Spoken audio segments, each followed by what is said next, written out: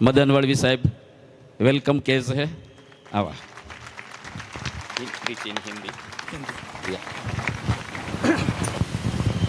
पटेल साहब बहुत बहुत धन्यवाद। बिशप साहब आपके आमंत्रण के लिए बहुत बहुत शुक्रिया। और आप सब भाई और बहनें, आपने दुआ करके बड़े प्यार से मुझे यहाँ आमंत्रित दिया और बुलाया, इसके लिए मैं बहुत शुक्रगुजार हूँ। आज इस शाम के लिए हम सब इंतज़ार में थे। कल मैं यहाँ पर अपनी माओची भाषा में बोल रहा था और बहुत मज़ा आ गया। जो लोग यहाँ नहीं आ सके वो लोग कुछ तो मिस चुके हैं। आज मुझे कहा गया है कि आज हिंदी में बात करना है, शायद पता नहीं कल क्या करेंगे, इंग्लिश में बात करेंगे, परंतु हम सबको एक प्यार की भाषा जो है समझती है।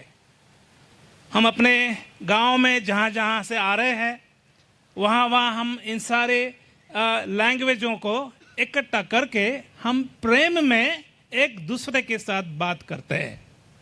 आज थोड़ी समय के लिए आपका ध्यान जो है मैं वचन की ओर लगाऊंगा और मैं कहना ये चाहूँगा कि आज इस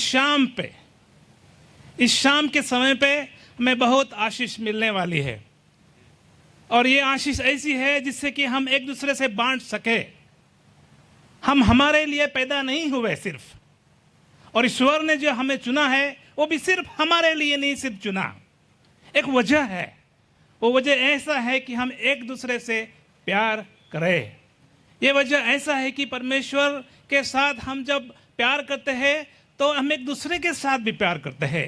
आज सब भाई और बहनें, आप लोग नेता है, आप दास है और आप एक लीडर है, और उस लीडर के नाते मैं आप सबका स्वागत करते हुए मैं ये कहना चाहूँगा कि आज संसार में कहीं भी चले जाओ, सच्चे नेताओं की बहुत कमी है, बहुत कमी है। सच्चे जो नेताओं को आज भी ढूंढ रहे हैं कि ऐसे कहाँ मिलेंगे जो हमें सिर्फ अपने शब्द से नहीं बोलेंगे परंतु अपने आचरणों से, अपने स्वभाव से वो हमें एक मार्ग दिखाएंगे या एक नमूना दिखाएंगे हमारे बच्चों को और हमारे आने वाली पीढ़ाओं को। ऐसे नेताओं की आज ज़रूरत है। और आज कुछ बहुत सारे घर में अच्छे पिता नहीं हैं, जिसके वजह से हमारा घर नहीं चल रहा है। हमारे जो कम्युनिटी में है वहाँ पर लीडर नहीं है, जिससे कि हमारी कम्युनिटी किसको देखे आज तक। और कुछ ऐसे नेता हैं जिन्होंने अपना जो उदाहरण है ना वो गलत रूप से रखा हुआ है कि आज उस नेताओं को कभी उनके पीछे चलना नहीं चाहते। इसलिए परमेश्वर के वचन में भी ऐसा लिखा है कि परमेश्वर खुद कहता है, मैंने सारे संसार में से मैं नेताओं को ढूंढ रहा हूं। देखिए, ढूंढने का मतलब यह होता है कुछ बात जो है वो खो चुकी है और खोई हुई बात को हम लोग ढूंढते हैं, परंतु ईश्वर ने वचन में ऐसा लिखा है कि मैंने मेरे हृदय समान एक नेता को चुन लिया है। देखिए, कैसा नेता जो मेरे हृदय के समान है। आज अपने आप को ये सवाल पूछिए कि मैं ऐसा नेता हूं क्या मैं ईश्वर के हृदय को समझ सकता हूं? और जो हृदय ईश्वर का हृदय है वो मेरा हृदय है क्या? जो ईश्वर देखता है वैसा मैं देख सकता हूं क्या? जैसा ईश्वर प्यार करता है क्या मैं अब दूसरों को प्यार बांट सकता हूं क्या? आज ऐसे सच्चे नेताओं की बहुत कमजोरी है और सच्चे नेताओं में बहुत कम है। राजनीतिक नेता, उसकी तो बात क्या करें, आपको मालूम है।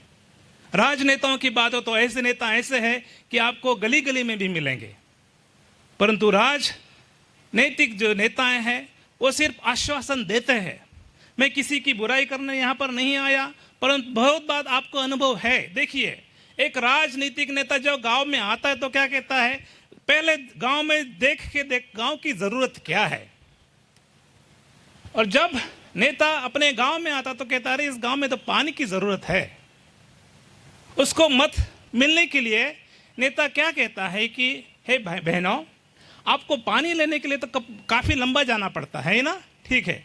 अगर आप मुझे चुन के दोगे तो मैं इस गांव में नल लगवा दूंगा।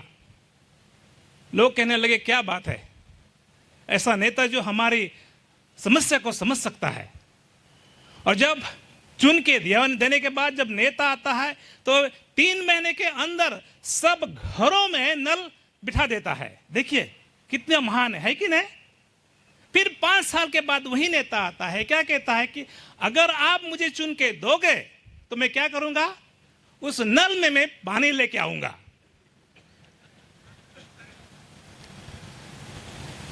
हमारे जो नेता हैं उनको भी आज ये समस्या होनी चाहिए कि मैं जो मेरे मुंह से जो वचन देता हूं वो सिर्फ वचन नहीं होना चाहिए।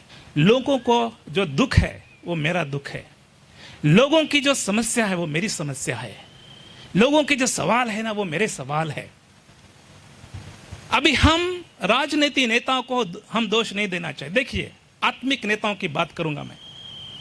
2 आत्मिक नेता है और ईश्वर के जो दूत ने आके उन आत्मिक नेताओं को दर्शन दिया और कहा कि देखिए आप पड़ोसी 2 नेता है आत्मिक नेता, और मुझे खास ईश्वर ने आपको आशीष देने के लिए भेजा है। सुनिए, आपको आशीष देने के लिए मुझे भेजा है, परंतु एक शर्त यह है, अगर आप जो चीज मांगेंगे, एक नेता को देवदूत ने कहा, तो मैं दूसरे जो आपके पड़ोसी जो नेता है उसको दुगना आशीष दूंगा। अगर आपको 2 बच्चे चाहिए तो आपके जो पड़ोसी उसको कितने बच्चे मिलेंगे, 4 मिलेंगे। सुन रहे हैं ना मेरी बात बहन जी? हाँ जी। अगर आपको 1 लाख रुपया चाहिए तो आपके पड़ोस को कितना दूंगा मैं, 2 लाख रुपया दूंगा। अगर आपकी खेती है और उस खेती में आपका बहुत अनाज बिकेगा और जब सब कुछ ज्यादा हो जाएगा, मान लो आप 1 करोड़पति का पैसा आप आ गया, तो उसको पास कितना रहेगा, 2 करोड़। तो उसने कहा कि क्या चाहिए बोलो अभी। तो उस आत्मिक नेता ने कहा मुझे सोचने के लिए थोड़ा सा समय चाहिए। ठीक है, तो मैं वापस कल आऊंगा, मुझे कल आपने बताना कि आपको क्या चाहिए मेरी तरफ से। जब दूसरे दिन देवदूत आया तब पूछा आपने सोचा क्या? मैंने सोच लिया। क्या सोचा? तो कह रहा है कि आपने कहा मुझे 1 मिलेगा, 1 आशीष है तो मेरे पड़ोसी के 2 मिलेगा। आपने कहा मुझे एक बात ये मालूम, 2 बच्चे देंगे तो आप उनको 4 देंगे। ऐसा कीजिए ना, अभी मेरी 1 आंख को निकाल लीजिए। सुनिए आप, क्या कहा उसने, मेरी 1 आंख को निकाल लीजिए। मतलब क्या होगा, मेरे पड़ोसी के दोनों आंखों को निकाल लीजिए। कहने का मतलब क्या है, हम है ना एक दूसरे को सपोर्ट नहीं करना चाहते, एक दूसरे की भलाई देखना नहीं चाहते, एक दूसरे को आशीष देना नहीं चाहते। और ये जो है ना, ये हमारे हृदय की परिस्थिति है। आज हम जो नेता है, हमको ऐसी चाल चलन रखनी चाहिए। आत्मिक नेता, अगर आप आत्मिक नेता है, और मैं पूरा विश्वास करता हूं आज आप सब आत्मिक नेता है, मतलब आत्मा से चलने वाले नेता। आपका जो नेतृत्व है वो परमेश्वर की आत्मा से भरा हुआ नेतृत्व होना चाहिए। आपके जो विचार है, आपके जो संकल्प है, आपकी जो चाल चलन है, और आपका जो बाहरी रूप है, जैसा अंदरी रूप है, वो जो है कैसा है, आत्मा से भरा हुआ। इसलिए परमेश्वर कहता है मैंने ऐसे इंसान को चुन लिया है, ऐसी बहन को मैंने चुन लिया है जिसके पास मेरे समान हृदय है। ऐसा हृदय है मतलब क्या है कि हम सब पापी तो हैं, हम सब स्वार्थी तो हैं, हम घमंडी तो हैं, हम अपनी अपनी इच्छा को पूरे करने वाले लोग तो हैं, परंतु जिस समय हम अपने हृदय को हम परमेश्वर के हाथों में सौंप देते हैं तो परमेश्वर कहता है मैं पापियों को जो है पवित्र बनाने वाला ईश्वर हूं, मैं कमजोरों को मैं शक्ति देने वाला ईश्वर हूं, और मैं जो निष्फल है उसको फलदान करने वाला ईश्वर हूं, क्योंकि मेरी शक्ति जो है अभी वो तेरे बीच में काम करेगी। और ऐसे इंसान को ईश्वर ढूंढ रहा है कि जो मजबूत नहीं परंतु कमजोर हो, जो महान नहीं परंतु छोटा हो, परंतु वो घमंडी नहीं, वो नम्र और दीन हो। और ऐसे इंसान को ईश्वर ढूंढ रहा है। तो आज आप सभी को, आज हमारे भाइयों और बहनों को मैं यही कहना चाहूँगा कि हमारा जो आत्मिक पाचारण है, जो बुलाहट है, वो इस संसार की तरफ नहीं है। मतलब क्या है कि संसार में कहते हैं कि आप मुझे सर्व करो। इस आत्मिक जो देव सेवक क्या कहता है, मैं दूसरों की सेवा करूंगा। मेरी सेवा मत करो, मैं दूसरों की सेवा करूंगा। जगती के लोग हैं वो कहते हैं कि मैं पहला हूं। आत्मिक सेवक क्या कहता है, मैं आखिरी हूं। देखिए ये फर्क जो है ना हमारे मन में बदल आ जाता है, हमारे विचार जो है ना वो उसमें अलग फर्क पड़ जाता है। कैसे, जिस तरह से हमें परमेश्वर की आत्मा को काम करने देंगे। ऐसा लिखा है शास्त्र में कि हम पवित्र आत्मा से पूर्ण होके, पूर्ण का मतलब ऐसा नहीं कोई बकेट हो उसमें पानी हो, नहीं, उसका मतलब ऐसा है कि परमेश्वर एक स्वयं पवित्र आत्मा है और वो हमारे बीच में वास करता है। देखिए आपको मालूम है जब हम लोग मसीह दिन मनाते हैं, प्रभु यीशु मसीह का जन्म होता है एक कुंवारी के गोद में, बराबर। जब पेंतुकोस्त आता है, यीशु मसीह का इस संसार में रहना और फिर क्रूस पे जाना और पुनरुत्थान होना और स्वर्ग पे उठाए जाना, 50 दिन के बाद पेंतुकोस्त जो कहते हैं उसकी आत्मा आती है। और वो आत्मा जो किसमें है, सब में प्रवास करती है, अभी सब में वास करती है आपके बीच में। और जो भी मसीह भाई बहन है सबके बीच में परमेश्वर की आत्मा वास करती है। इसको कहते हैं कि पवित्र आत्मा आना, इसको कहते हैं कि आत्मिक नेता जो आत्मा से चलता हुआ है। आत्मा के फल क्या क्या है फिर, जैसे कि है प्यार है, शांति है और खुशी है। ये जो आत्मा के जो फल है वो हमारे जीवन में दिखते हैं क्या नहीं दिखते, ये हमने खुद देखना है, सोचना है। आत्मा के जो वरदान है वो सबको चाहिए, है ना। पर आत्मा के जो फल है ना वो किसी को दिखाने की क्या है, अरे मेरे पास नहीं है, मेरे पास प्रीचिंग का गिफ्टिंग है, पढ़ाई का गिफ्टिंग है, अनन्य भाषा बोलने का गिफ्टिंग है, मुझे ये करने का गिफ्टिंग है, मुझे वो करने का मुझे दान दिया गया है, और मैं सारे संसार में जाके मैं ये करूंगा, मैं ये दिखाऊंगा, मैं वो दिखाऊंगा। क्योंकि परमेश्वर का क्या है, ये गिफ्टिंग वरदान है।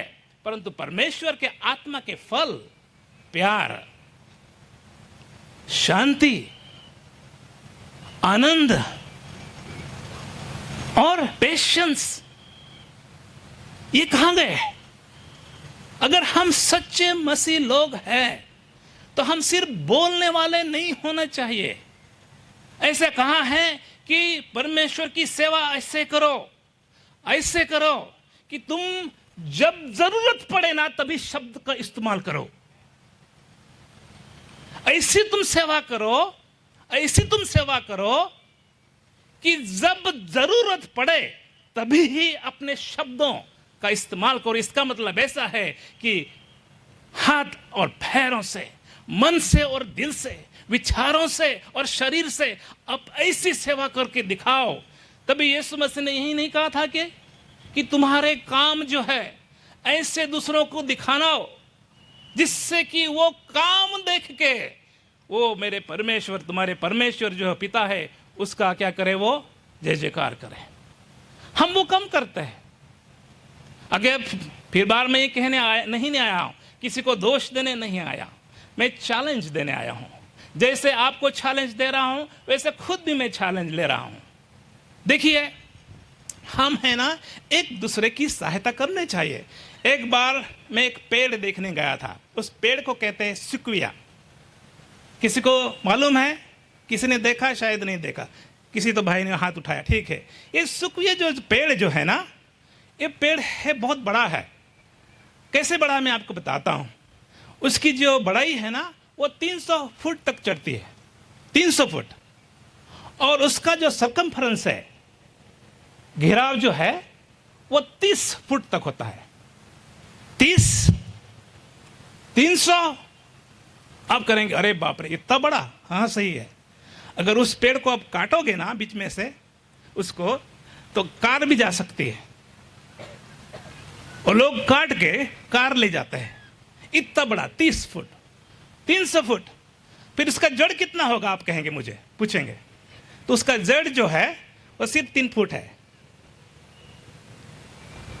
आप नहीं भूलेंगे इसको, क्यों? 3 फुट जड़, 30 फुट इसका जड़, और 300 फुट तक वो बढ़ता हो पेड़। तो आप कहेंगे फिर कैसे क्या ये पेड़ जो है टिकता है? वो काफी साल तक टिकता है।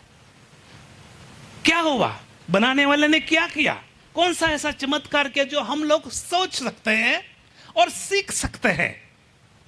क्या किया बनाने वाले ने कि एक पेड़ जो 3 फुट उसका जो जड़ जमीन के अंदर जाता है, एक पेड़ का जो जड़ है वो दूसरे जड़ को जाके वो जोड़ जाता है।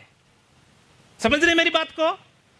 तो एक पेड़ जो है वो दूसरे के साथ, दूसरा पेड़ है तीसरे के साथ, तीसरा जो है चौथे, और ऐसे हजारों पेड़ जो है एक दूसरे को पकड़ लेते। जब तूफान आता है, जब संकट आता है, मान लो जब बारिश आती है, तो एक दूसरे को क्या है सपोर्ट करते हैं और खड़े रहते हैं। एक दूसरे को हम नहीं गिरने देंगे, एक दूसरे को हम है ना सपोर्ट करेंगे। एक दूसरे को हमारे पास ज्यादा है खाने की तो हम दूसरे को देंगे। वो कमजोर पेड़ है तो हम उसको न्यूट्रिशन कैसे दे सकते हैं? इससे हम ये सीख सकते हैं हमारे नेताओं की प्रिंसिपल में कि हमारा भाई कमजोर है तो हम उसके पास जाके उसके साथ दुआ कर सकते हैं। अगर हमारी बहनों को पैसों की जरूरत है, क्या हम उसको पैसा दे सकते हैं? क्या हमारा भाई अगर बीमार है तो वहां जाके हम अस्पताल में जाके उसको मिलके आ सकते हैं? क्या हमारे भाई जो है उसके बच्चे जो है ना वो सुन नहीं रहे, उनके घर में जाके क्या हम मदद करना चाहिए? हमारे जो पड़ोसी है उसके खेतों में इस साल मकान नहीं है, अच्छा तरह से नहीं आया क्रॉप्स, तो उसको कैसे सहायता करें? इस तरह से हम एक दूसरे की सहायता करके हम एक दूसरे के साथ खड़े रह सकते हैं। कुछ जो चीजें होती है ना हमारे समझ में नहीं आता। कुछ चीजें जो है ना, हम मनुष्य है ना कमजोर है और हम परिपूर्ण नहीं है, इसलिए हमें एक दूसरे की जरूरत है। बेशक हम कितने भी पुराने नेता हो, 50 साल हो, 60 साल हो, आप कहते हैं कि अरे मैंने तो बहुत सारा संसार देखा हुआ है, मैं तो बहुत विज्ञानी इंसान हूं और मैंने सारे सुख दुख को मैंने चुना है और देखा है, इसलिए अब ना मुझे सिखाने की कोशिश मत करो। ऐसा भी कह सकते आप, बात सही है। परंतु कितने भी बुजुर्ग आप हो, कितने भी हिम्मत वाले हो, कितने भी आप विज्ञानी हो, संसार में एक ऐसा दिन आता है जिससे कि हम टूट जाते हैं और हमको किसी न किसी चीज की जरूरत पड़ती है। हम इंसान ऐसे है, कमजोर है। एक बार एक देश में जब मैं गया था, सवेरे 6 बजे मुझे दौड़ने की आदत है और फिर मैं दौड़ लगाता हूँ। अभी दौड़ लगा के मुझे काफ़ी साल हो गए, कम से कम 30 साल तो भी हुए होंगे। मैं हमेशा दौड़ लगाने जाता हूँ सवेरे और आता हूँ। तो उस शहर में जब मैं दौड़ लगा रहा था, वो बीच के बाजू में था, एक 7-8 किलोमीटर। तो मैं दौड़ लगा रहा था सवेरे 6 बजे। तो वहाँ पे दौड़ लगाते समय जो तैरने वाले लड़के लड़कियाँ सवेरे आते थे ट्रेनिंग के लिए 6 बजे। जब कोई गांव वाले और शहर वाले बिना भीड़ के सवेरे से शांति है तो ये ट्रेनिंग के लिए आते थे। वो ट्रेनिंग को जब मिलती थी उनको, देखिए सुनिए, जब ट्रेनिंग के लिए वो आते थे तो उसी एक 20 किलोमीटर पे इस सबके ऊपर एक छोटा सा विमान लो रेंज में वो जाता था और आता था। वो विमान जो है एकदम लो रेंज में उड़ता था। 20 किलोमीटर वो जाता था, 20 किलोमीटर वापस आता था।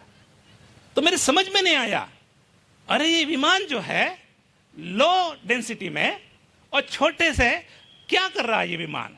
तो मैंने पूछा कि ये जो विमान जो है ना ये क्या कर रहा है? तो उन्होंने ऐसा कहा कि ये जो बीच है यहाँ पे गार्ड बैठा हुआ है, गार्ड जो वहां पे कुछ हो जाए तो वो जंप लगाता है, कोई डूब जाए तो उसको निकाल के लाता है। परंतु उतना नहीं, ये जो विमान का काम क्या है, देखिए विमान में जो वहां पायलट बैठा हुआ है, छोटा सा विमान है, और पायलट के साथ एक दूसरा आदमी बैठा हुआ है। तो वो क्या कहते हैं कि जैसे वो जाते हैं 20 किलोमीटर उसी पे किनारे किनारे के अंदर थोड़ा सा, तो वो किसको स्पॉट करते मालूम है? किसको देखने की कोशिश करते हैं? शार्क को। जैसा भी वो शार्क जो है ना, मछली आती है किनारे में अटैक करने के लिए, उससे पहले जो वहां कहते शार्क, शार्क आ रहा है, शार्क, वहां से वो जल्दी वो तुरंत जो गार्ड है ना उसको इन्फॉर्म करता, ताबड़तोड़ उसको बताता है जल्दी भागो, अभी शार्क आ रहा है, वो अटैक करेगा तुम्हारे ऊपर। और वहां का वो जो गार्ड है वो स्पीकर लेता है और सबको, तो स्विमिंग करने वालों को, तैरने को वालों को, तो सब तुम बाहर निकलो, सुन रहे हो कि नहीं सुन रहे हो, तुरंत बाहर निकलो नहीं तो शार्क अटैक करेगा। देखिए जो तैरने वाले हैं ना उनको मालूम नहीं था, अगर वो उस चेतावनी को नहीं ध्यान देंगे तो शार्क आएगा और उसको खत्म करेगा। बेशक वो तैरने वाला कहेंगे मैं 40 साल से तैर रहा हूं, मैं 50 साल से तैर रहा हूं, मुझे सब मालूम है, नहीं, पर हमारी जो पीछे बाजू है ना, मैं खुद नहीं देख सकता ना आप देख सकते हैं, इसलिए हमें एक दूसरे की जरूरत है मेरे भाइयों